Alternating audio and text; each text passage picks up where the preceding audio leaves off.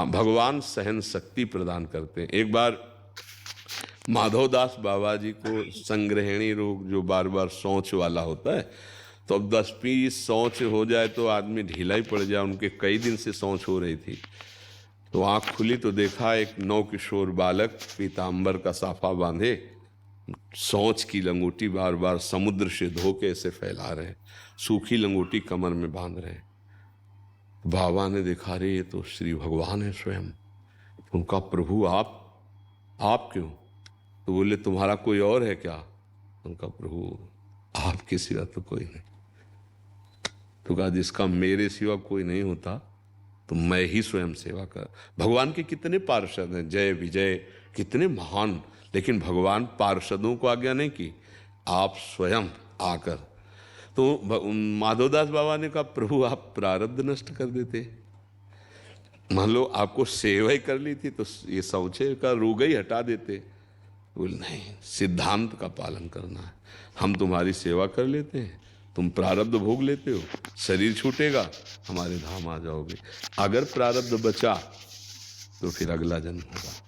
इसीलिए बड़े बड़े संतों को ज्यादा से ज्यादा यहाँ भोगते नजर आया जाता है, क्योंकि उनका आवागमन चक्र का हिसाब एकदम खत्म। और जिस समय वो दुख का भोग रहे होते हैं, उसी समय परमानंद उनके हृदय में होता है। तुम जान लेना, एक अद्भुत आनंद, एक अद्भुत सुख होता है। संसारी पुरुष जब दुख भोग रहा हो तो उससे मिलकर बात करना, और जब कोई संत दुख भोग रहा हो फिर मिलकर बात करना। भाई जी महाराज बहुत पीड़ा में थे, बहुत कष्ट में थे, उनके भी उदर में कैंसर था। तो श्री सीताराम ओंकारनाथ जी महाराज आए मिलने के लिए। तो उनके पार्षदों ने कह दिया कि भाई जी महाराज बहुत अस्वस्थ और कष्ट में है। तो उनका कोई बात नहीं है। बहुत बड़े संत थे सीताराम ओंकारनाथ महाराज, नाम प्रेमी। भाई जी के पास सूचना पर भाई जी उठ के आ गए तुरंत, और बैठ करके घंटों चर्चा हो, घंटों ऐसे जैसे स्वस्थ पुरुष। और जो उनको विदा किया, फिर वैसे बीमार स्थिति। फिर इसका मतलब बीमार नहीं थे वो, शरीर पीड़ा युक्त है, वो बीमार युक्त नहीं थे। खूब आनंद पूर्वक भगवत चर्चा हुई। तो ऐसे ये भागवतिक है। अच्छा, अवश्य में भोक्तव्यम कृतम कर्म शुभाशुभम। सुख इसीलिए कहा जाता है सावधान कोई पाप कर्म ना बने, नहीं तो भोगना पड़ता है ना। कर्मों का हिसाब बहुत विचित्र होता है। बड़े बड़े महापुरुषों को भोगना पड़ा। दशरथ जी पिता थे ना, शब्द वेदी बाण मारा ना, साफ हुआ ना, जैसे मैं पुत्र भी हूं वैसे हुआ ना। इसलिए भाई, और यहां तक कि भगवान ने भी स्वीकार किया। भगवान ने सुग्रीव जी को मित्र बनाकर छुप कर बाली जी का, तो कृष्णावतार में वही व्याध उनके चरणों में बाण मारता है, और उसी को निमित्त बना के भगवान परम धाम जाते हैं।